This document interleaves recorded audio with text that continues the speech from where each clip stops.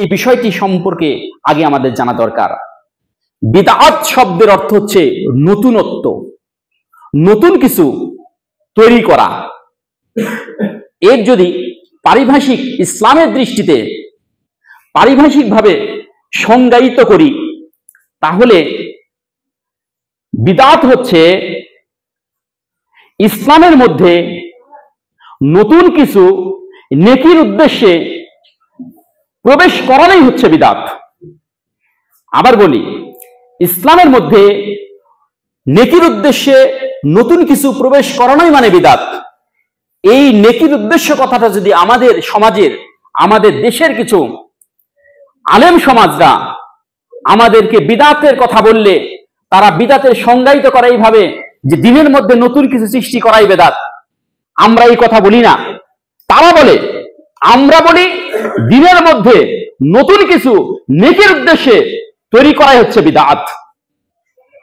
সম্মানিত উপস্থিতি, এই বিদআত আমরা আমাদের ঘরে বাইরে সব জায়গায় ঢুকে পড়েছে। বিদআত থেকে যদি আমরা না বাঁচতে পারি, আমাদের হজ, আমাদের উমরা, আমাদের তাহাজ্জুদের সালাত, আমাদের 5 ওয়াক্ত সালাত সবকিছু বরবাদ হয়ে যাবে। তাহলে সেই জিনিসটা আমাদের জানা দরকার না? যে জিনিসটার জন্য, আচ্ছা বলেন তো আমরা কিসের জন্য এখানে এসেছি? আপনারা কি এই জন্য এসেছেন যে আমরা এই আহলে সুফা নাকি আসুফা মসজিদে আমরা যাব, সালাত আদায় করব, নেকি হইলে হইলো, না হইলে না হইলো? আমরা কি এই উদ্দেশ্যে এসেছি? আমরা কি সেই উদ্দেশ্যে এসেছি? যারা দহকুলা থেকে এসেছেন, আমি যখন কুষ্টিয়া ইউনিভার্সিটিতে পড়াশোনা করেছি, তখন আমি লক্ষ্মীপুর ছিলাম, মধুপুর ছিলাম, তখন দহকুলার নাম শুনতাম, বলতাম অনেক দূরে দহকুলা। সেখান থেকে আজকে সেই জায়গাতে এসেছি, জগতী দহকুলা তে। ওখান থেকে তারা এখানে সালাত আদায় করতে এসেছেন। তার বাড়ির আশেপাশে অনেকগুলো জুমার সালাত আছে, কিন্তু সেখান থেকে সেইগুলো সমস্ত কিছু ওভারকাম করার পরে তারা এই জায়গাতে এসেছেন, যে এই জন্য এসেছেন যাতে করে যদি সালাতটা আমি পড়ি, যদি আমি আমলগুলো করি, এই আমলটা যেন সঠিক হয়, এই আমলটা যেন রাসূল করিম সাল্লাল্লাহু আলাইহি সাল্লামের নির্দেশিত পথ অনুযায়ী হয়। আমাদের এই আমলটা যেন আল্লাহ রাব্বুল আলামিন যে সিস্টেমে বলেছেন, রাসূল করিম সাল্লাল্লাহু আলাইহি সাল্লামকে যে সিস্টেমে মানে নির্দেশ প্রদান করেছেন, সেই অনুপাতে হয়। সেই জন্য আমরা কষ্ট করে অনেক দূর দূরান্ত থেকে এখানে সালাত আদায় করতে এসেছি। যদি এটাই যদি না হতো, তাহলে আমরা বিকল্প পথ নিয়ে অন্য জায়গায় সালাত আদায় করতে পারতাম। এখানে আমরা কেন এসেছি? আমরা তো, দুঃখের বিষয় হলো সত্য, যারা সাধারণ মানুষকে একটা কথা বলি, সাধারণ মানুষকে যদি বলা যায় যে ভাই আপনি মিলাদ করছেন কেন, আপনি কিয়াম করছেন কেন, আপনার তো এইগুলো করা ঠিক না, মিলাদ করা ঠিক না, তখন তারা বলে এগুলো তো সবাই করছে, সমস্যা কোথায়? এগুলো কিন্তু এইভাবে চালাই দিচ্ছে, এটা সবাই করছে, আমরাও করছি, এখানে সমস্যা কোথায়? আমরা ভালো কাজই করছি। কিন্তু এটা একটা সলিউশন? এটা তো সলিউশন নয়। দেখেন, আল্লাহ রাব্বুল আলামিন পবিত্র কোরআনুল কারীমের মধ্যে বলছেন যে হে আমার বান্দারা, আমার বান্দা বান্দিরা যারা আছে তারা তোমরা শুনে নাও, তোমরা শুনো এবং জানো, ওমা আতাকুমুর রাসূল ফাখুযুহু ওমা নাহাকুম আনহু ফান্তাহু। আল্লাহ রাব্বুল আলামিন বলছেন যে রাসূল তোমাদের কাছে যে যেটা নিয়ে এসেছেন, যে নির্দেশ নিয়ে এসেছেন, সেটা ফাখুযুহু তোমরা গ্রহণ করো এবং ধরো, ধরো, কঠিন ভাবে ধরো। এবং ওমা নাহাকুম আনহু, এবং যেটা তোমাদেরকে নিষেধ করেছেন, ফান্তাহু, সেটা থেকে তোমরা বিরত থাকো। ওয়াত্তাকুল্লাহ ইন্নাল্লাহা শাদীদুল ইকাব। আল্লাহ রাব্বুল আলামিন বলছেন তোমরা ভয় করো, ওয়াত্তাকুল্লাহ, তোমরা ভয় করো, ইন্নাল্লাহা শাদীদুল ইকাব। আল্লাহর ধরা কিন্তু কঠিন ধরা, আল্লাহর ধরা কিন্তু কঠিন ধরা। দুনিয়ার মধ্যে যদি কাউকে ধরে, কাউরে কলার ধরে, অপরাধের জন্য ধরে, তাহলে যদি টাকার জোর থাকে, পয়সার জোর থাকে, মেম্বার চেয়ারম্যানের যদি নিজের আয়ত্ত থাকে, তাহলে হয়তো এখান থেকে জগৎ পর্যন্ত নিয়ে যাবে, কিন্তু জেলে ঢুকাইতে পারবে না, কারোর ক্ষমতা আছে। কিন্তু আপনি কি মনে করছেন সেই দিন আল্লাহ রাব্বুল আলামিন যাকে ধরবেন, দুনিয়ার কোন মানুষ, দুনিয়ার কোন প্রেসিডেন্ট, আপনি যদি গোটা জমিন পরিমাণ, গোটা পৃথিবী পরিমাণ সম্পদ যদি আপনি তাদেরকে দিয়ে দেন, আল্লাহর ধরা থেকে এক বিন্দু পরিমাণ আপনি কিছু করতে পারবেন না। তাহলে সেটার জন্য আমাদের দরকার না?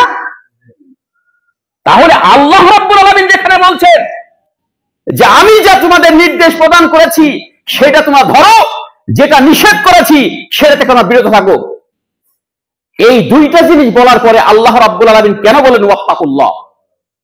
কেন বলেন ওয়াত্তাকুল্লাহ? সন্তানকে যখন আমরা মানুষ করি, লালন পালন করার পর, যখন আগে পিএসসি ছিল, তারপর জিএসসি ছিল, তারপর এসএসসি ছিল, তারপর এইচএসসি পরীক্ষা, বিভিন্ন পরীক্ষা যখন হয়, তখন এইচএসসি পরীক্ষা যখন হয়, তখন বলি বাবা আব্দুর রহিম তুমি পড়ো, তারপর খেলাধুলা করছে। আবার বলি বাবা তুমি পড়ো, আবার খেলাধুলা করছে, কথা শুনছে না। আবার বলি বাবা তুমি যদি না পড়ো তাহলে কিন্তু তোমার যে ভরণ পোষণ, টাকা পয়সা, তুমি বিভিন্ন সময় পোশাকের জন্য টাকা পয়সা চাবে না, 1 টাকা কিন্তু দেওয়া হবে না। এরপরেও যদি না শুনে, তখন কি বলে, তুই আমার সন্তান, বাড়ি থেকে বের হয়ে চলে যা। সর্বশেষ কি বলে, আমি তোকে ত্যায্য পুত্র করলাম। আল্লাহ রাব্বুল আলামিন দুইটা নির্দেশ এখানে দিয়েছেন, সহজ ভাষায় বলেছেন। এইটার জন্য কোন তাফসীর কারকের কাছে যাওয়া লাগবে না, এইটার জন্য কোন মুফতির কাছে যাওয়া লাগবে না, এইটার জন্য কোন হাফেজের কাছে যাওয়া লাগবে না। এইটা আমি আপনি সাধারণ মানুষ যারা কোরআন হাদিস পড়তে পারি, যারা অনুবাদ করতে পারি, যারা বাংলা পড়তে পারি, তারা শুধু যদি বলে যে এই আয়াতের অর্থ কি, আল্লাহ বলছেন আল্লাহ রাসূলকে যে রাসূল তোমাদের কাছে যেটা নিয়ে এসেছে সেটা তোমরা ধরো, আঁকড়ে ধরো। হজ, যাকাত, 5 ওয়াক্ত সালাত, যা কিছু নির্দেশনা দিয়েছে সেইগুলো তোমরা আঁকড়ে ধরো। আর যেটা নিষেধ করা হয়েছে, সুদ, ঘুষ, হারাম, এই সমস্ত জিনিস তোমাদের নিষেধ করা হয়েছে, সেটা থেকে তোমরা বিরত থাকো। আল্লাহর নির্দেশ। এবার আল্লাহ রাব্বুল আলামিন বলছেন, শোনো বান্দা বান্দিরা আমার, তোমাদেরকে বলছি, আমি তোমাদেরকে নির্দেশ দিয়েছি, মৃত্যুর পরে তোমরা যেন এই আমার কাছে যেন বলতে না পারো যে আল্লাহ তুমি আমাদেরকে বলনি তো, তুমি দিলে, আমি ধরলাম, তুমি যেটা নিষেধ করেছো সেটা ছাড়লাম, এরপরে কি হবে এটা তুমি বলনি, এর পরের ফজিলত কি হবে, এরপরে কষ্ট কি হবে এটা তুমি আমাদেরকে বলনি। এই জন্য আল্লাহ রাব্বুল আলামিন তারপরেই বলবেন ওয়াত্তাকুল্লাহ, তোমরা আল্লাহকে ভয় করো। আল্লাহকে ভয় করো বললেই থেমে গেলেন? আল্লাহকে ভয় করো বললেই থেমে গেলেন না। আল্লাহ রাব্বুল আলামিন বলছেন, মনে রাখো, ইন্নাল্লাহা শাদীদুল ইকাব, নিশ্চয় আল্লাহর ধরা হচ্ছে কঠিন ধরা। কঠিন ধরা, দুনিয়ার মধ্যে ধরা সাধারণ ধরার মতো ধরা নয়, এটা আল্লাহর ধরা, এমন ধরা, আল্লাহর কথাকে যদি বাস্তবায়ন না করো, আল্লাহর কথাকে যদি সত্য প্রমাণিত না করো, আল্লাহর কথাকে যদি গ্রহণযোগ্যতায় না ফেলো, তাহলে তোমাকে এমন ধরা হবে দুনিয়ার মানুষ তোমাকে ঠেকাইতে পারবে না। সম্মানিত উপস্থিতি, আসুন আল্লাহ রাব্বুল আলামিন আন আবি বারযাহ রাদিয়াল্লাহু তাআলা আনহু ক্বালা রাসূলুল্লাহ সাল্লাল্লাহু আলাইহি ওয়াসাল্লাম বলছেন, ইন্নামা আখশা আলাইকুম বিশাহাওয়াত শাহাওয়াতিল গায়য়ি ফি বুতুনিকুম। আল্লাহ রাব্বুল আলামিন, আল্লাহ রাসূল কারীম সাল্লাল্লাহু আলাইহি ওয়াসাল্লাম বলছেন, আবু বারযাহ রাদিয়াল্লাহু তাআলা বর্ণিত, তিনি বলেন, আল্লাহ রাসূল সাল্লাল্লাহু আলাইহি ওয়াসাল্লাম বলছেন, ইন্নামা আখশা আলাইকুমুশ শাহাওয়াতিল গায়য়ি ফি বুতুনিকুম, আমি তোমাদের প্রতি ভয় পাচ্ছি, অধিক ভয় পাচ্ছি অবৈধ উপার্জনের প্রবৃত্তি থেকে এবং অশ্লীল কাজে লিপ্ত হওয়ার প্রবৃত্তি থেকে, এবং এই প্রবৃত্তির অনুসরণে করতে গিয়ে তোমরা তোমাদের সুন্নাত থেকে, সুন্নাতের উপর থেকে ভ্রান্ত পথে তোমরা চলে যাবে। আল্লাহর দেওয়া যে বিধান, এই বিধান থেকে তোমরা, আল্লাহ রাসূলের দেওয়া বিধান থেকে তোমরা ভ্রান্ত পথে, অন্য পথে বিপদগামী হয়ে যাবে। আমি এটাই বেশি আশঙ্কা করছি। সম্মানিত উপস্থিতি, তাহলে আল্লাহ রাসূল কারীম সাল্লাল্লাহু আলাইহি ওয়াসাল্লাম ভয় পেয়েছেন কেন? কিসের জন্য ভয় পেয়েছেন?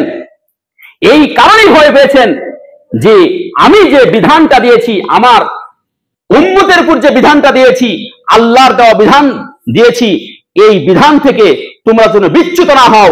আল্লাহ রাব্বুল আলামিন বলেন, ওমা ইয়ানতিকু আনিল হাওয়া ইন হুয়া ইল্লা ওয়াহয়ুন ইউহা।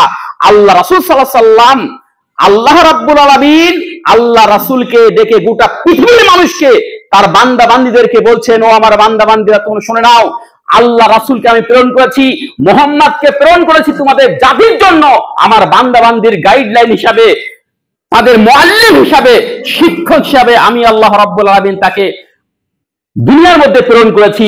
তার মানে এই নয় যে সে নিজের ব্যক্তি কোনো কথা বলবে।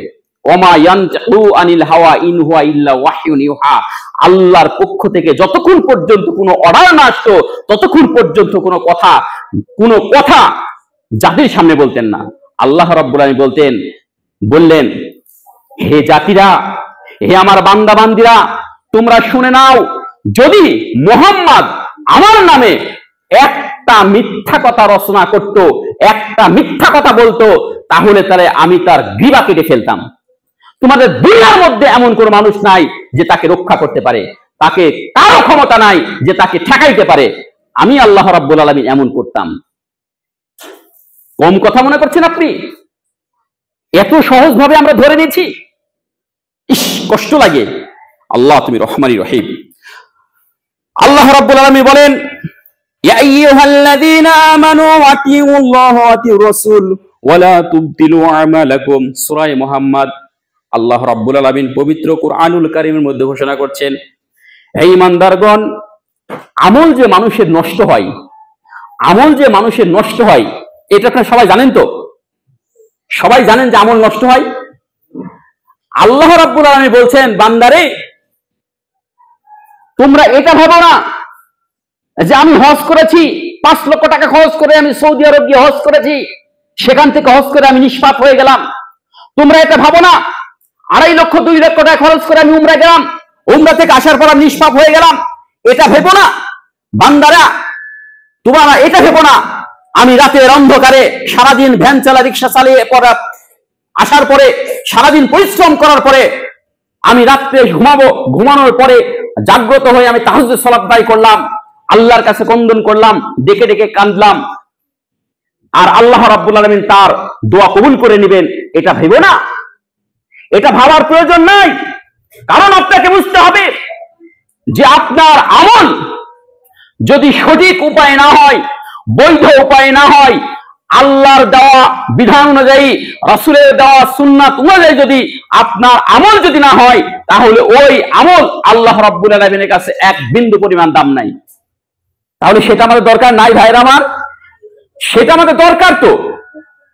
সেই জন্য আল্লাহ রাব্বুল আলামিন বলছেন, ইয়া আইয়ুহাল্লাযীনা আমানু, হে ঈমানদার, তোমরা শোনো, আতিউল্লাহ ওয়া আতিউর রাসূল, তোমরা আল্লাহর আনুগত্য করো, আল্লাহ রাসূলের আনুগত্য করো, ওয়ালা তুবতিলু আমালাকুম, এবং তোমাদের আমলগুলোকে বিনষ্ট করো না। আপনারা কি ভুলে গেছেন হাদিসটা? এই জিহাদকারী, এই শহীদ জাহান্নামে যাবে, এই সালাত জাহান্নামে যাবে, এই আলেম জাহান্নামে যাবে। আল্লাহ রাব্বুল আলামিন তাদেরকে ধরবেন, ধরার পর বলবেন, কি ব্যাপার, এই যে তোমাকে চিনতে পারছি না আমি, তুমি কি করেছো? আল্লাহ আল্লাহ আল্লাহ, আমি তো তোমার যখন চতুর্দিকে যখন তোমার ইসলামকে খাবো অবস্থায় ইসলামকে ধ্বংস করার জন্য আসছিল, তখন রাঙ্গা তরবারি নিয়ে তাদের সামনে দাঁড়িয়ে গেছি, দাঁড়িয়ে গিয়ে তাদের সামনে লড়াই করেছি, বিশাল লড়াই করতে করতে কয়েকজন কাফের মুশরিককে একবারে হত্যা করেছি। আল্লাহ রাব্বুল আলামিন বলবেন, আমি জানি তুমি জিহাদ করেছো ঠিকই, কিন্তু এই জিহাদটা তুমি আমার জন্য করনি। এই জিহাদটা করেছো কিসের জন্য? যাতে করে মানুষরা তোমাকে বলে যে তুমি একজন বড় যোদ্ধা, যাতে করে তোমাকে বলে তুমি একজন বড় যোদ্ধা, বীর। এই জন্য তুমি নিজের খ্যাতি অর্জন করার জন্য তুমি এই কাজ করেছো। নাকের শেষে ফেরেশতাদেরকে বলে, ও ফেরেশতা মণ্ডলী, তোমরা শুনে নাও, এর কথা শোনাবার সময় নাই, এখন তাকে ধরো, শেষ দিয়ে তাকে জাহান্নামে ঢুকাই দাও। ভাই, এটা কাকে ঢুকাবে? শহীদকে। আপনি কি শহীদের কথা জানেন? যে শহীদের কথা আল্লাহ রাসূল কারীম সাল্লাল্লাহু আলাইহি সাল্লামের সময়ের কথা বলছি, যার সময়ে নিজের সন্তানকে, নিজের ছেলে নিজের বাপের বিরুদ্ধে, নিজের ভাই নিজের ভাইয়ের বিরুদ্ধে, নিজের দাদা নিজের নাতির বিরুদ্ধে লড়াই সংগ্রাম করেছে, লা ইলাহা ইল্লাল্লাহর দাওয়াতটাকে সমুন্নত রাখার জন্য সেই সময়ের কথা বলছি, সেই শহীদদের কথা বলছি। আল্লাহ রাসূল সাল্লাল্লাহু আলাইহি সাল্লাম বলেন, এবার আলেমকে বলা হবে, কি ব্যাপার, তোমাকে আমি জ্ঞান দিয়েছিলাম, এই জ্ঞান অনুযায়ী তুমি কি আমল করেছো বলো। তখন বলবে, আল্লাহ আপনি বলেন না, যেখানে যেখানে বক্তব্য দেওয়ার দরকার, আমার বাসা রাজশাহী, জগতি ডেকেছে চলে এসেছে, আরমান ভাই ডেকেছে, সোহান ভাই ডেকেছে, সুমন ভাই ডেকেছে, আমরা চলে এসেছি। তখন আল্লাহ রাব্বুল আলামিন বলবেন, না, তোমার উদ্দেশ্য ছিল রিয়া, মানুষকে দেখানোর জন্য, তোমার উদ্দেশ্য ছিল মানুষকে খুশি করার জন্য, সেই জন্য আজকে তোমার চান্স নাই। ফেরেশতাদেরকে বলো, ফেরেশতা মণ্ডলী ধরো, ধরে নাকের উপর ভর দিয়ে তাকে জাহান্নামে ফেলে দাও। কোন আলেমের কথা বলছি? এই আলেমের কথা বলছি, এই আলেমের কথা বলছি, যা আপনাদের সামনে কথা বলছি, এই আলেমের কথা বলছি। ভাইয়ের আমার, মনে রাখবেন, দানশীল ব্যক্তিকে আল্লাহ রাব্বুল আলামিন বলবেন, তোমাকে ধন সম্পদ দিয়েছিলাম, তোমাকে অর্থ সম্পদ দিয়েছিলাম, এই অর্থ সম্পদ তুমি কি করেছো বলো। তখন বলবে, আল্লাহ যখন যেভাবে ডেকেছে, যখন যেভাবে আমার কাছে সে হাত পেতেছে, তখন সেইভাবে আমি তার হাতে দিয়েছি, আমি কোনো কার্পণ্য করিনি, আমি দিয়ে দিয়েছি। আল্লাহ রাব্বুল আলামিন বলবেন, বান্দা তুই মিথ্যা কথা বলছিস, তুই মিথ্যা কথা বলছিস, যাতে করে মানুষ তোকে বলে তুই দানশীল। এই দানশীল খেতাব নেওয়ার জন্য তুই ওই কাজগুলো করেছিস, সেই জন্য তোকেও আমি জাহান্নামে দিয়ে দিলাম। ভাইরা একটু চিন্তা করেছেন, একটা সুন্নাতকে যদি কেউ প্রতিষ্ঠা করতে চায়, একটা সুন্নাতকে যদি কেউ প্রতিষ্ঠা করতে চায়, আল্লাহ রাসূল করিম সাল্লাল্লাহু আলাইহি সাল্লাম বলেছেন 50 জন শহীদের মর্যাদা দেওয়া হবে। সেই সময়ে সাহাবারা বললেন, ইয়া রাসূলুল্লাহ, এটা কোন সময়ের শহীদের কথা বলছেন? আল্লাহ রাসূল সাল্লাল্লাহু আলাইহি সাল্লাম বললেন, এটা এই বর্তমান সময়ে, আজ থেকে 1450 বছর পূর্বে যে জিহাদ হয়েছিল, আজ থেকে 1450 বছর পূর্বে যে জিহাদ সংগ্রাম হয়েছিল, এই যুদ্ধের সময়, আমার সময় যারা লড়াই করেছে, নিজের বাপের সামনে, নিজের সন্তানের সামনে, নিজের সন্তানকে, নিজের বাপকে গর্দান উড়িয়ে দিয়েছে, নিজের সন্তানকে তার সামনে তাকে অপমান অপদস্থ করেছে, এই জিহাদ করে যারা শহীদ হয়েছে, এই সময়ে, নেক্সট জেনারেশনের সময়ে, কিয়ামত পর্যন্ত আমার সুন্নাতকে যে প্রতিষ্ঠিত করবে, আমার বিদআত পরিবর্তে সুন্নাতকে যারা প্রতিষ্ঠিত করবে, আল্লাহ রাসূল করিম সাল্লাল্লাহু আলাইহি সাল্লাম বলছেন, তাকে 50 জন শহীদের মর্যাদা দেওয়া হবে। সুবহানাল্লাহ, বিহামদিহি, সুবহানাল্লাহ। ভাইরা আমার, কষ্ট লাগে যখন মাগরিবের আজান হয়, মাগরিবের যখন আজান হয়, তখন আমাদের অনেক, মনে করেন, জাস্ট আমি কথা বলছি, ভুল হতে পারে, 5:17 মনে করেন যে আজান। এখন অনেক মসজিদে লেখা থাকে, দেখবেন যে 5:25 হচ্ছে জামাত। এখন 5:17 আপনি আজান দিলেন, 20 মিনিট লাগলো, 20 বেজে গেল আজান দিতে। এখন এই সময় যদি, এখন তাদের কৃষ্টি কালচার কেমন, অনেকেই ভাইরা মনে করেন যে তারা মসজিদে আজ ঢুকবে, ঢুকার পর বসে যাবে, সামনের কাতার আগে পূরণ করবে, কত সুন্দরভাবে বসে যায় দেখবেন। এই সময় যদি কোনো মানুষ যদি 2 রাকাত সুন্নাত আদায় করে, তাহলে কয়জন শহীদের মর্যাদা পাবে? 50 জন শহীদ। এই সাধারণ শহীদ, সাধারণ শহীদ না। আমি ওই সময়ের কথা বলছি, যে সময় আজ থেকে 1500 বছর পূর্বের কথা বলছি, আল্লাহ রাসূলের সময়ের শহীদের কথা বলছি। এই প্রশ্ন আল্লাহ রাসূলকে করেছে সাহাবীরা, যে আল্লাহ রাসূল কোন শহীদের কথা বলছেন? আল্লাহ রাসূল বলছেন, তোমাদের মতো শহীদের কথা বলছি আমি। সম্মানিত উপস্থিতি, আবার বলা হয় যে আপনি সুন্নাত পড়া নিষেধ। কে আপনাকে সুন্নাত পড়তে নিষেধ করলো? কে আপনাকে সুন্নাত পড়তে নিষেধ করলো? আপনি 2 রাকাত সুন্নাত পড়তেন। আল্লাহ রাসূল করিম সাল্লাল্লাহু আলাইহি সাল্লামের কোরআন এবং হাদিস থেকে যতটুকু গবেষণা করে পেয়েছি, আল্লাহ রাসূল করিম সাল্লাল্লাহু আলাইহি সাল্লাম মসজিদে ঢুকেছেন এবং 2 রাকাত সালাত আদায় করেননি, এই রকম রেকর্ড একটা দিনও নাই। তাহলে আমরা কোন হাদিস অনুযায়ী তাকে আমরা 2 রাকাত সুন্নাত পড়তে নিষেধ করলাম? অথচ আমাদের সমাজের কিছু ভাইরা বলে যে মাগরিবের পরে, স্পষ্ট হাদিস এসেছে, আল্লাহ রাসূল করিম সাল্লাল্লাহু আলাইহি সাল্লাম বলছেন, মাগরিব আজানের পরে এবং একামতের আগে, আজানের পরে একামতের আগে, কথা মনোযোগ দিয়ে দেখবেন না, একামতের আগে, আজানের পরে কেউ যদি 2 রাকাত সুন্নাত সালাত আদায় করে, আল্লাহ রাব্বুল আলামিন বলেন, আল্লাহ রাসূল সাল্লাল্লাহু আলাইহি ওয়াসাল্লাম বলেন তার দোয়া কবুল হবে। আল্লাহর কাছে যদি কিছু চাই তাহলে আল্লাহ রাব্বুল আলামিন তার দোয়া কবুল করবেন। আচ্ছা বলেন, একজন মানুষ এখানে মনে করেন যে আজান দিল, আজান দেওয়ার পরে সময় আছে, সময় থাকার পরে আপনি এসে 2 রাকাত সালাত আদায় করলেন, সেটা উত্তম হবে না আপনি আসার পরে হট করে এখানে বসে গেলেন সেটা উত্তম হবে?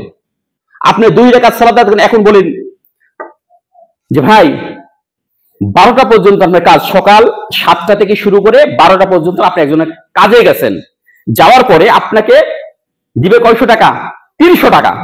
300 টাকা দেওয়ার পরে এখন 12টা পর্যন্ত কাজ, এখন দেখছে কিছু কাজ বাকি রয়েছে, এখন বলছে, মালিক এসে বলছে, বাবা তোমরা তো কি হয়েছে, তো আমাদের কাজ শেষ, তো কিছু জায়গা বাকি আছে, এই জায়গাটা তুমি পরিপূর্ণ করো, তাহলে তোমাকে আর 100 টাকা বাড়াই দিব।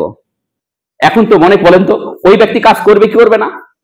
এখন যদি মনে করেন না আমি করব না, আমি থাক, ওই যাক পরে যার যেটা হয় হবে, সেটা ভালো না ওই কাজগুলো করার পরে সে 100 টাকা পাইলো, তার মাইনা হলো 400 টাকা, সেটা ভালো? আমাদের ভাইয়েরা কেন যে বুঝি না, কষ্ট লাগে, কেন যে বুঝি না বিষয়টা। আপনি মসজিদে ঢুকলেন, 2 রাকাত সালাত আদায় করলেন, বসে গেলেন, এটা আপনার জন্য শ্রেষ্ঠ না আপনি ঢুকার পরে মসজিদে বসে গেলেন এইটা আপনার জন্য শ্রেষ্ঠ? আমার হাদিস কোরআন থেকে আল্লাহ রাসূল কারীম সাল্লাল্লাহু আলাইহি সাল্লাম বলছেন, 3 বার বলেছেন এই কথাটা, শেষে আল্লাহ রাসূল সাল্লাল্লাহু আলাইহি সাল্লাম বলেছেন যে যদি কেউ চায় সে পড়ুক, কিন্তু আল্লাহ রাসূল বললেন কি, যদি সে চায় সে পড়ুক। কিন্তু আমাদের ভাইরা এর বিপক্ষ, কি বলবে, না মসজিদে ঢুকে সালাত আদায় করবেন না, আগে বসে যাবেন। তাহলে আল্লাহ রাসূল কারীম সাল্লাল্লাহু আলাইহি সাল্লামের হাদিসের সাথে খিয়ানতকারী হলো না? আল্লাহ রাসূলের সাথে খিয়ানত করলাম না? সম্মানিত উপস্থিতি, সেই জন্য আমি যেটা কথা বলতে চাচ্ছিলাম যে আমল মানুষের নষ্ট হয়, আমল মানুষের নষ্ট হয়। আপনি তাহাজ্জুদ সালাত আদায় করেন আর যে কোনো সালাত আদায় করেন, আপনি যে কোনো আমল করেন তাতে কোনো সমস্যা নাই, কিন্তু আপনার আমল যে নষ্ট হয় এইটা আপনাকে বোঝাতে চাইলাম। অনেকেই মনে করে আরে ভালো কাজ করলে সমস্যা কি, এটা তো ভালো কাজ। এ সম্পর্কে আল্লাহ রাসূল আমাদের যে মনের মধ্যে যে ধ্যান ধারণা আছে, আমাদের মনের মধ্যে যে কথাগুলো আছে, এই কথাগুলো আজ থেকে প্রায় 1500 বছর পূর্বে আল্লাহ রাসূল কারীম সাল্লাল্লাহু আলাইহি সাল্লামের সময় সমস্ত কিছু দিয়ে দিয়েছেন। আমাদের মধ্যে অনেকেই ধারণা যে এইগুলো না করলে সমস্যা কোথায়, এইগুলো তো সম্পর্কে হাদিস কোরআনে বলা হয়নি। ওরা কি হাদিস কোরআন পড়েছে কি পড়েনি আল্লাহই ভালো জানে। আল্লাহ রাসূল কারীম সাল্লাল্লাহু আলাইহি সাল্লাম তিনি বলছেন, আনাস রাদিয়াল্লাহু তাআলা থেকে বর্ণিত, তিনি বলেন যে 3 জন ব্যক্তি আসলো আল্লাহ রাসূলের কাছে নিকটে, আসার পর বলছেন, ইয়া রাসূলুল্লাহ, তার স্ত্রীগণের কাছে জিজ্ঞেস করলেন তার ইবাদত সংক্রান্ত বিষয়ে।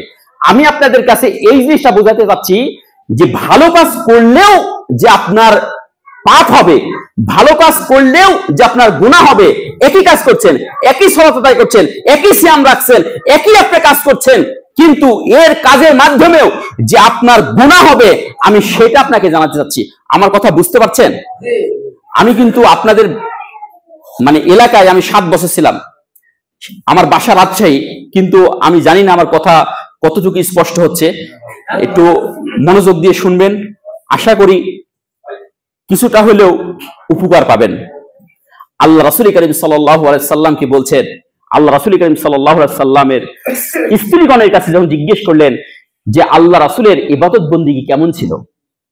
আমাদের সমাজে অনেক ভাইরা বলেন, আরে সালাত পড়লে সমস্যা কোথায়, আরে এই পড়লে সমস্যা কোথায়, আমি তো সিয়াম রাখছি, এখানে সমস্যা কোথায়, এটা তো খারাপের কিছু না। খারাপের কিছু কি না এই হাদিসটা দেখলে আপনারা বুঝতে পারবেন। শোনার পরে 3 জন ব্যক্তি বলছে, আল্লাহ রাসূল তিনি সালাত পড়তেন এইভাবে, তাহলে আমাদেরকে সালাত আরো লং টাইম ধরে পড়া লাগবে, আমরা শুধু সালাত পড়ে যাব, সারা সালাত আদায় করবো, কিসের ঘুম, যার আগের গুনাহ পরের গুনাহ সব গুনাহ মাফ। সেই রাসূল যদি এইভাবে সালাত আদায় করেন তাহলে তার উম্মত হয়ে আমরা কেন, তিনি যদি 1 ঘন্টা সালাত আদায় করেন আমরা 10 ঘন্টা সালাত আদায় করব। তাদের মধ্যে একজন ব্যক্তি এইরূপ ভাবে কথা বলছে যে আল্লাহ রাসূলের, যে রাসূলের আগের গুনাহ, পরের গুনাহ, বর্তমান গুনাহ, ভবিষ্যৎ গুনাহ, সব গুনাহ মাফ। সেই রাসূল যদি সালাত এইভাবে পড়েন, ইবাদত এইভাবে করেন, তাহলে তার চেয়ে আমাদের বেশি করা দরকার কিনা? আরেকজন বলছে যে আল্লাহ রাসূল সিয়াম যদি এইভাবে রাখেন, রোজা, সিয়াম আরবি শব্দ, রোজা ফারসি শব্দ, সেই জন্য আমি সিয়াম শব্দটি বলছি। এই সিয়ামটা আস্তে আস্তে বাংলাদেশে সে রোজা হয়ে গেছে। এটার বলবো কি? কত যে ভেজাল, কত যে সমস্যা। এইটা যারা মোবাইল ঠিক করেন তারা মোবাইলের ব্যাপারে ভালো জানেন, যারা সাইকেল মেকার তারা সাইকেলের ব্যাপারে ভালো জানেন, যারা মোটরসাইকেল মেকার তারা মোটরসাইকেলের ব্যাপারে ভালো জানেন, যারা এই যে মাইক মেকার তারা মাইকের ব্যাপারে ভালো জানেন। মাইকের ব্যাপারে আমিও বুঝবো না, আপনিও বুঝবেন না, যারা মাইক মেকার তারাই বুঝবেন। যারা হাদিস বিষয়, যে হাদিস নিয়ে গবেষণা করে, যে হাদিস নিয়ে যারা চলাফেরা করে তারা বুঝে। সম্মানিত উপস্থিতি, যে কথাটি বলছিলাম, আল্লাহ রাসূল করিম সাল্লাল্লাহু আলাইহি সাল্লামের এই কথাটি বললেন সিয়াম এইভাবে রাখতেন। তখন উক্ত সাহাবী বলছে, উক্ত ওই তিনজনের মধ্যে দ্বিতীয় জন বলছে যে আমি শুধু সিয়ামই থেকে যাব, লাফতার তো আমি ইফতারি করব না। আরেকজন বলছে, তৃতীয় জন বলছে যে আল্লাহ রাসূল করিম সাল্লাল্লাহু আলাইহি সাল্লাম যেহেতু এইভাবে ইবাদতবন্দি করেছেন, তাহলে আমি জীবনে বিবাহই করব না। বিবাহ করলে স্ত্রী হবে, সন্তান হবে, আমি যে সময়টা আমি ইবাদতের জন্য দিতাম সেই ইবাদতের জন্য দেওয়া লাগবে না, আমি সরাসরি শুধু ইবাদতের জন্যই দিব, সেই জন্য আমি জীবনে বিয়েই করবো না, নারীর সঙ্গ হব না। এই কথা শুনে আল্লাহ রাসূল করিম সাল্লাল্লাহু আলাইহি সাল্লাম হঠাৎ করে প্রবেশ করলেন, আসলেন। আল্লাহ রাসূল সাল্লাল্লাহু আলাইহি সাল্লাম বলেন, ওই সাহাবী, শুনেছো, এই তোমরা তো ওই তিনজন না? তোমরা ওই তিনজন যে আমার স্ত্রীর কাছে বলছিলে কি কি যেন বলছিলে? আল্লাহ রাসূল বললেন, ওই শোনো, আমি আল্লাহ রাসূল, আমি দাওয়াতি কাজ করি, আমি 5 ওয়াক্ত সালাত আদায় করি, আমি সিয়াম থাকি, আমি বিবাহ করেছি, এবং তোমরা এর বেশি যখন an exceptional cannot be example, যখন বেশি এক্সেস করতে যাবে তখন তোমরা মুসিবতে পড়বে। আল্লাহ রাসূল করিম সাল্লাল্লাহু আলাইহি সাল্লাম বললেন, আমি তোমাদের থেকে বেশি ভয় পাই এবং তোমাদের থেকে আমি বেশি কি তাকওয়াশীল। মান রাগিবা আন সুন্নতি ফালাইসা মিন্নি। আল্লাহ রাসূল করিম সাল্লাল্লাহু আলাইহি সাল্লাম বলছেন যে আমার সুন্নাত থেকে মুখ ফিরে নেবে সে আমার দলের অন্তর্ভুক্তই নয়। আমি এখন আপনাদেরকে জিজ্ঞেস করছি, তারা কি তিনজন খারাপ কাজ করছে না? তারা কি তিনজন চুরি করতে চাচ্ছিল? তারা কি তিনজন জেনা করতে চাচ্ছিল? তারা কি ঘুষ খেতে চাচ্ছিল? তারা চাচ্ছিল ইবাদত করার জন্য, তারা চাচ্ছিল 5 ওয়াক্ত সালাত আদায় করার জন্য, তারা চাচ্ছিল সিয়াম রাখার জন্য। কোন সিয়ামের কথা বলছি ভাই? এই সিয়ামের কথা আল্লাহ রাসূল করিম সাল্লাল্লাহু আলাইহি সাল্লাম বলছেন, একটা সিয়াম যদি কেউ রাখে, আল্লাহ রাসূল সাল্লাল্লাহু আলাইহি সাল্লাম বলছেন ওই সিয়াম এবং ওই ব্যক্তির মাঝে একটা পরীক্ষা গ্রহণ করা হয়, আর ওই পরীক্ষার দূরত্ব আসমান জমিন সমতুল্য। একটা সিয়াম যদি কবুল হয়, আমি সেই সিয়ামের কথা বলছি। ওই সিয়াম রাখার জন্য ওই তিনজন ব্যক্তি বলছিল। আমি কোন ব্যক্তির কথা বলছি? স্ত্রী যখন আসে তখন বাড়িতে অশান্তি সৃষ্টি হয়, স্ত্রী যখন হয় তখন শ্বশুর শাশুড়ির মধ্যে বিভেদ সৃষ্টি হয়, যখন স্ত্রী যখন আসে তখন নিজের ভাই ভাই বিভেদ সৃষ্টি হয়। আমি ওই স্ত্রীকে বিবাহের কথা বলছি যে স্ত্রী বিবাহ করলে সংসারে আগুন জ্বলবে, অথচ এই স্ত্রী থেকে বিবাহ না করার জন্য তারা অনুপ্রাণিত হয়েছিলেন। অথচ ওই আল্লাহ রাসূল বললেন যে এগুলো কখনো তোমরা করো না, আমি আল্লাহর নবী, আমি সবকিছু করি এবং তোমাদের থেকে আমি বেশি তাকওয়াশীল, আমি তোমাদের থেকে বেশি ভয় পাই। অথবা মান রাগিবা সুন্নতি ফালাইসা মিন্না, যারা আমার সুন্নাত থেকে বিপরীত হয়, আমার সুন্নাত থেকে যারা বিপরীত থাকে, আমার সুন্নাত থেকে যারা দূরে থাকে, সে আমার দলের অন্তর্ভুক্তই না, আমার মিল্লাতের মধ্যেই নাই। আমাদের মধ্যে অনেক ভাইরা বলেন না, এটা ভালো কাজ করলে সমস্যা কি? আরে আপনার মাথা ব্যথা কোথায়? আরে মাথা ব্যথা আমার না, মাথা ব্যথা আল্লাহ রাসূলের। যে আল্লাহ রাসূল আপনাকে ইসলাম শিখিয়েছে, যে আল্লাহ রাসূল আপনাকে দ্বীন শিখিয়েছে, যে আল্লাহ রাসূল আপনাকে কোরআন শিখিয়েছে, যে আল্লাহ রাসূল আপনাকে হাদিস শিখিয়েছে, আমি সেই আল্লাহ রাসূলের কথা বলছি। এটা আমার ব্যক্তিগত কথা বলছি? আচ্ছা, এতক্ষণ পর্যন্ত যতক্ষণ কথা বলেছি আমি কোন বানিয়ে কথা বলেছি?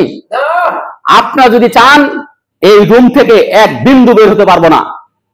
আপনাদের কাছে যে কথা বলেছি আপনারা আমার ভুল ধরে রাখবেন। প্রত্যেকটা হাদিসের রেফারেন্স সহ এবং বইয়ের নাম সহ আমি আপনাদের কাছে ডেলিভারি দিয়ে চলে যাব। এইগুলো আমি তওয়াক্কাই করি না। কোরআন হাদিসের কথা বলবো আপনাদের সামনে, আমার আমার নিজের ব্যক্তিগত কথা বলতাম, তাহলে আমি আপনাদের ভয় পেতাম যে আমি নিজের ব্যক্তিগত কথা বলছি, সমস্যা কোথায়? তাহলে আল্লাহর কথা বলবো, আল্লাহ রাসূলের কথা বলবো, সেখানে আবার ভয়ের কি আছে? আমরা তো ভোটের জন্য আসছি নাকি? আমরা আবুল সরকার দেখছেন না, বাউল বাউল সম্রাট কি করেছে? এর পরেও যারা এদের পক্ষ নিয়ে কথা বলেছে, এর মতো জাহেল, এর মতো বেয়াদব, এর মতো কাপুরুষ আল্লাহর জমিনে থাকতে পারে না। যে সমস্ত রাজনীতিবিদরা এই আবুল সরকারের পক্ষ নিয়ে তাদেরকে সারানোর জন্য পায়তারা চালাচ্ছে, দু একটা ভোটের জন্য তারা পায়তারা চালাচ্ছে, তাদেরকে ঘৃণা করি এবং তাদেরকে ভোট থেকে বর্জন করা দরকার, এবং তাদেরকে ভোট থেকে বর্জন করা দরকার, এবং আবুল সরকারকে ভোট থেকে বর্জন করা দরকার। সম্মানিত উপস্থিতি, কি কথাগুলো বলেছে জানেন না তো আপনারা? তারা কি জানেন? অনেকেই জানেন না, তাদেরকে কথা বলি। আচ্ছা, এখন যদি বলেন যে জাস্ট আমি যে সমস্ত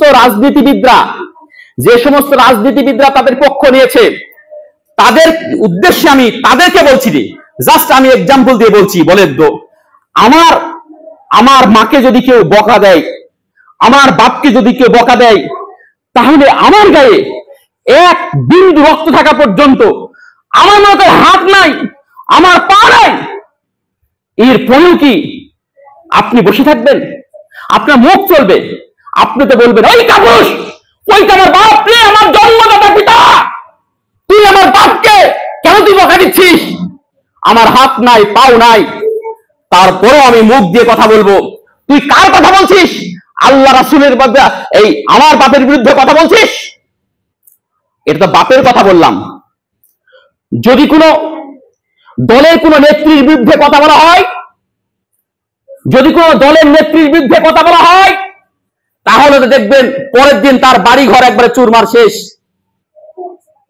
যে নেত্রীকে সৃষ্টি করলেন, যে নেত্রীকে বানাইলেন, আল্লাহ রাব্বুল আলামিন যদি বলেন কুন হও ফায়াকুন, অক্টোবর হয়ে যাবে, 1 সেকেন্ডের ব্যবধানের মাধ্যমে আপনার হাত বিকলাঙ্গ হয়ে যেতে পারে, আপনার কিডনি অকেজ হয়ে যেতে পারে, আপনি হার্ট অ্যাটাক করতে পারেন। 1 সেকেন্ডের ব্যবধানে আল্লাহ রাব্বুল আলামিন শুধু বলবেন কোন ফায়াকুন, অক্টোবর হয়ে যায়। তাহলে যে আল্লাহর এত ক্ষমতা, ইন্নাল্লাহা আলা কুল্লি শাইইন কদির, যে আল্লাহর এত ক্ষমতা, সেই আল্লাহর বিরুদ্ধে কথা বলছো, সেই আল্লাহর বিপক্ষে কথা বলছো, আর তার ব্যাপারে আমরা সাফাই গাচ্ছি। অনেক রাজনীতি দলের নাম নিচ্ছি, কিন্তু আমরা চাচ্ছি যে সমস্ত রাজনীতিবিদরা এই সমস্ত তাদের সাফাই গাচ্ছে, আল্লাহর বিপক্ষে কথা বলছে, আল্লাহ রাসূলের কথা বলছে, যে কথাটা বলেছে এই কথাটা আমি আপনাদের উচ্চারণ করতে পারছি না, এত খারাপ কথা বলেছে। এক মুখে দুই কথা যারা বলে তাদের কি বলে, এতটুকু বললাম। ওই বাউল সরকার বলছে যে কখনো আল্লাহ বলেছেন আমি রূহ সৃষ্টি করলাম, আবার কখনো বলেছেন আমি আসমান সৃষ্টি করলাম, মানে বিভিন্ন রকম বলছে। তাহলে বারবার একবার এক এক কথা বলেছেন, তাহলে সে ওই আবুল সরকার বলছে যে আল্লাহর কথা আরেকটা কথা বলেছে, আমি বলতে পারবো না। জাস্ট আমি আপনাদের সামনে বলছি যে এত জঘন্য ভাষায় কথা বলেছে, আর তার ব্যাপারে আমাদের মানুষেরা, আমাদের রাজনীতিবিদরা সাফাই গাচ্ছে। কষ্ট লাগে। ইস, আল্লাহ তুমি রহমানি রহিম। আল্লাহ রাসূল কারীম সাল্লাল্লাহু আলাইহি সাল্লাম মদিনা থেকে যখন মক্কায় ছিলেন, তখন কিছু মানুষ ওখানে এসেছিলেন। শেষ যখন হিজরত করতে যাবেন, সেই সময়ে আল্লাহ রাসূলকে বলছে যে দেখো আমার পরিস্থিতি কিন্তু ভালো না, মক্কা থেকে যে কোনো সময় আমাকে মদিনায় চলে যেতে হতে পারে। তবে একটা কথা মনে রেখো, এই আমি যখন তোমাদের কাছে যাব, তখন তোমাদের পিতা, তোমাদের সন্তান, তোমাদের মাতা, তার চেয়ে বেশি গ্রহণযোগ্যতা, তার থেকে বেশি ভালোবাসার পাত্র কিন্তু মুহাম্মদ রাসূলুল্লাহ সাল্লাল্লাহু আলাইহি সাল্লাম হবে। সে ব্যক্তি ততক্ষণ পর্যন্ত মুমিন হতে পারবে না, যে তার সন্তানের থেকে আল্লাহ রাসূলকে বেশি ভালোবেসেছে, যে ব্যক্তি তার স্ত্রী থেকে আল্লাহ রাসূলকে বেশি ভালোবেসেছে, যে ব্যক্তি তার পিতা থেকে আল্লাহ রাসূলকে বেশি ভালোবেসেছে, যে ব্যক্তি তার মাতা থেকে আল্লাহ রাসূলকে বেশি ভালোবেসেছে, সে ততক্ষণ পর্যন্ত মুমিন হতে পারবে না। এর ব্যাপারে ফরহাদ রেজা সম্ভবত তার নাম, এই ফরহাদও, ইনিও মনে করেন একজন এর ব্যাপারে মনে করেন কটাক্ষভাবে কথা বলেছেন। আমাদের সুন্নি যারা আলেম সমাজ যারা, তাদের কথা বাদই দিলাম, রাজনীতিবিদরা বিভিন্ন রাজনীতির কথা বাদ দিলাম, আমাদের সমাজে যারা আলেম সমাজ তারাও এর বিপক্ষে কথা বলে। তারা বলছে যে তাওহীদা ওরা কি করেছে, তাদেরকে মেরেছে, মেরে পানির মধ্যে নামিয়ে দিয়েছে, এতভাবে নির্মমভাবে অত্যাচার করেছে। ওই যে একজন আলেম, উনি একজন যদি প্রকৃত আলেম হতো তাহলে এইসব কথা বলতে পারতো না। উনার দরকার ছিল যে উনি সহ ওখানে যাওয়া দরকার ছিল, যেহেতু পারেনি সেক্ষেত্রে সেই কথা বিকল্প কথা বললে কেন? সম্মানিত উপস্থিতি, যাই হোক, অন্যদিকে চলে গেলাম। আল্লাহ রাব্বুল আলামিন যে মানুষের আমল যে নষ্ট হয় সেই কথা আমি বলছিলাম, যে ওরা কিন্তু তিনজন ব্যক্তি ভালো কাজ করছিল না, তারপরে আল্লাহ রাসূল নিষেধ করেননি, তারপরও নিষেধ করেছে। এরপরে আল্লাহ রাসূল সাল্লাল্লাহু আলাইহি ওয়াসাল্লাম বিশিষ্ট সাহাবী আন আয়েশা রাদিয়াল্লাহু তাআলা বর্ণিত, তিনি বলেন, ক্বালা রাসূলুল্লাহ সাল্লাল্লাহু আলাইহি ওয়াসাল্লাম মান আমিলা আমালান লাইসা আলাইহি আমরুনা ফাহুয়া রাদ্দুন। আল্লাহ আয়েশা রাদিয়াল্লাহু তাআলা বর্ণিত, তিনি বলেন, মান আমিলা আমালান লাইসা আলাইহি আমরুনা ফাহুয়া রাদ্দুন, যে ব্যক্তি এমন কোন আমল করলো যে আমলের নির্দেশনা আমি আল্লাহ রাসূল দেই নাই, সেটা প্রত্যাখ্যাত। কথাটা ভালো বুঝবে। এই আমার মনে হয় যদি আমি যতগুলো বক্তব্য দিলাম এই বক্তব্যের মধ্যে সব কথা ভুলে গেলেও আপনাদেরকে বিশেষ অনুরোধ করছি এই কথাটা ভুলবেন না। আল্লাহ রাসূল সাল্লাল্লাহু আলাইহি ওয়াসাল্লাম বলছেন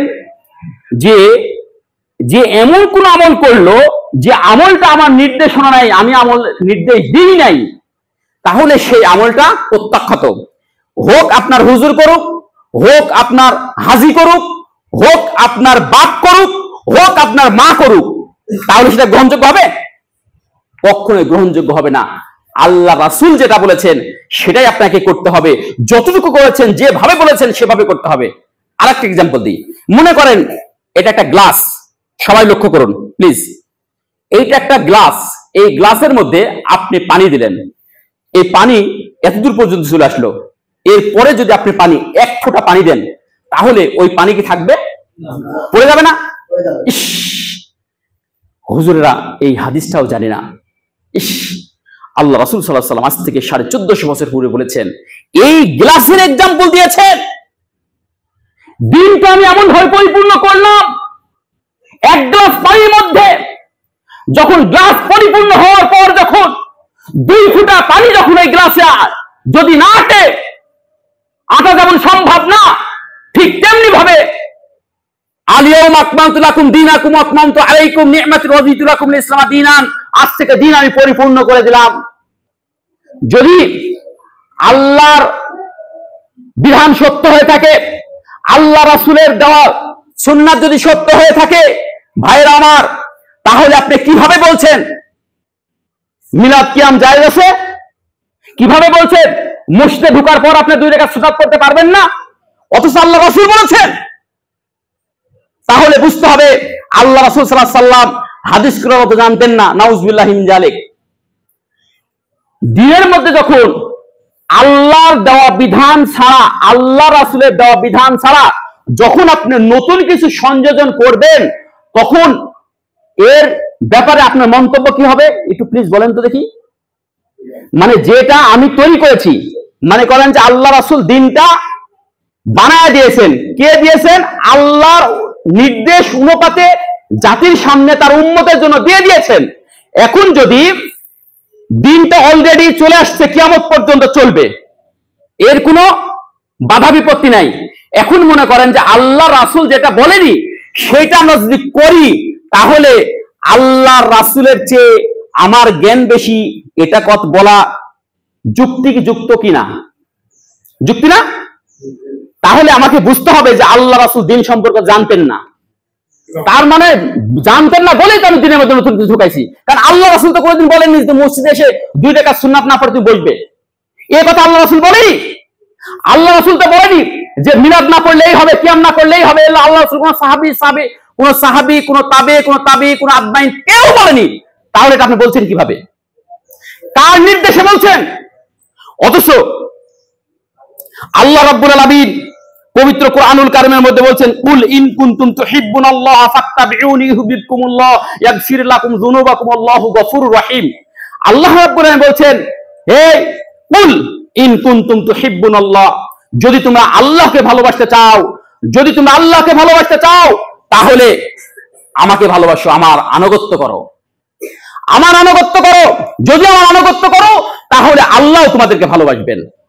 শুধু এতটুকু ক্ষান্ত হননি, ওয়াগফির লাকুম, আমার আনুগত্য করলে আল্লাহ তোমাকে ভালোবাসবে। দ্বিতীয় কাজ হচ্ছে ইয়াগফির লাকুম যুনুবাকুম, তোমাদের গুনাহগুলোকে আল্লাহ রাব্বুল আলামিন মিটিয়ে দিবেন, মাফ করে দিবেন। সুবহানাল্লাহি বিহামদিহি ওয়া সুবহানাল্লাহিল আযীম। আল্লাহু গফুরুর রহিম, আল্লাহ হচ্ছেন বড়ই দয়াশীল, বড়ই করুণাময়, বড়ই দয়াশীল, বড়ই করুণাময়। সুবহানাল্লাহ। আনা হুরায়রা রাদিয়াল্লাহু তাআলা বলেন, তিনি বলেন, রাসূল কারীম সাল্লাল্লাহু আলাইহি ওয়াসাল্লাম বলেন, কুল্লু উম্মতি ইয়াদখুলুল জান্নাত, প্রত্যেক ব্যক্তি জান্নাতে প্রবেশ করে, ইল্লা মান আবা, একমাত্র অসম্মত যারা, অস্বীকারী ব্যক্তি ছাড়া সকলেই জান্নাতে প্রবেশ করবে। সাহাবারা বললেন, ইয়া রাসূলুল্লাহ, আমরা বুঝলাম না সে আবা কারা, অসম্মত কারা? জান্নাত এত সুন্দর তৈরি করেছেন, জান্নাত এত সুন্দর চাকচিক্য করেছেন, ওই জান্নাতে যেতে চাবে না, এই ব্যক্তি কারা? আল্লাহ রাসূল কারীম সাল্লাল্লাহু আলাইহি ওয়াসাল্লাম বললেন যে কলা মান আতানি দাখালাল জান্নাত, যে ব্যক্তি আমার অনুসরণ করবে, আমি যে নির্দেশ দিয়েছি সেই নির্দেশ মোতাবেক চলবে, সে জান্নাতে প্রবেশ করবে। ওমান আসানি ফাকাদ আবা, এবং যারা আমার নির্দেশ অমান্য করবে তারাই হচ্ছে আবা, তারাই হচ্ছে অসম্মত। সম্মানিত উপস্থিতি, সময় শেষ। আল্লাহ রাসূল কারীম সাল্লাল্লাহু আলাইহি ওয়াসাল্লাম, আমি আপনাদেরকে বিদআতের সংজ্ঞা বলতে গিয়ে যদি সহি শুদ্ধভাবে হাদিস থেকে বিদআতের সংজ্ঞা নেন, আয়েশা রাদিয়াল্লাহু তাআলা বর্ণিত, তিনি বলেন, তিনি বিদআতের সংজ্ঞা দিয়েছেন। আল্লাহ রাসূল আয়েশা রাদিয়াল্লাহু বলেন, মান আহদাসা ফি আমরিনা হাযা মা লাইসা মিনহু ফাহুয়া রাদ্দুন, আমার দিনের মধ্যে যারা নতুন কিছু সৃষ্টি করবে যেটা আমার কোনো নির্দেশনা নেই, সেটা হচ্ছে প্রত্যাখ্যাত, সেটা হচ্ছে বাতিল, বাতিল, বাতিল। এটা আল্লাহ রাসূল বলেছেন। সম্মানিত ভাইরা আমার, আপনাদেরকে বলতে চাচ্ছি যে আসুন একটা আপনাদের কথা বলি, একটা সুন্নাত আপনি করছেন, একটা সুন্নাত যদি আপনি করেন, তাহলে সুন্নাতকে যদি ভুলে যান, বেদাত নিয়ে যদি পড়ে থাকেন, তাহলে তার ফলাফলটা কি হবে? আল্লাহ রাসূল কারীম সাল্লাল্লাহু আলাইহি ওয়াসাল্লাম সেই কথাটাও বলেছেন। কি বলেছেন? আল্লাহ রাসূল সাল্লাল্লাহু আলাইহি ওয়াসাল্লাম বলেছেন, যদি কোনো মানুষ, যদি কোনো সুন্নাত, আজকে দেখেন যে আগে বোঝাই আপনাদেরকে, ফরজ সালাত আদায় করলাম, সালাত আদায় করার পর যে দোয়ায়ে মাসনুন দোয়াগুলো রয়েছে, এই দোয়ায়ে মাসনুন গুলো আজকে জনসমাজে এই সাধারণ মানুষ ভুলতে শুরু করেছে কি করেনি? বলেন তো দেখি। ভুলতে শুরু করেছে না? ভুলতে শুরু করেছে। কারণ হুজুরা কি করে, আসসালামু আলাইকুম রাহমাতুল্লাহ, আসসালামু আলাইকুম রাহমাতুল্লাহ, বিহাক্কে লা ইলাহা ইল্লাল্লাহ। এখন সবাই যার যার মনে চলে গেল, অথচ আল্লাহ রাসূল কারীম সাল্লাল্লাহু আলাইহি ওয়াসাল্লামের নির্দেশ অনুযায়ী, তার আমল অনুযায়ী তিনি কখনোই আল্লাহু আকবার, আস্তাগফিরুল্লাহ, আস্তাগফিরুল্লাহ, আল্লাহুম্মা আনতাস সালাম ওয়া মিনকাস সালাম, তাবারাকতা ইয়া যাল জালালি ওয়াল ইকরাম, কমপক্ষে এতক্ষণ পর্যন্ত বলতেন যদি তার ব্যস্ততা থাকতো।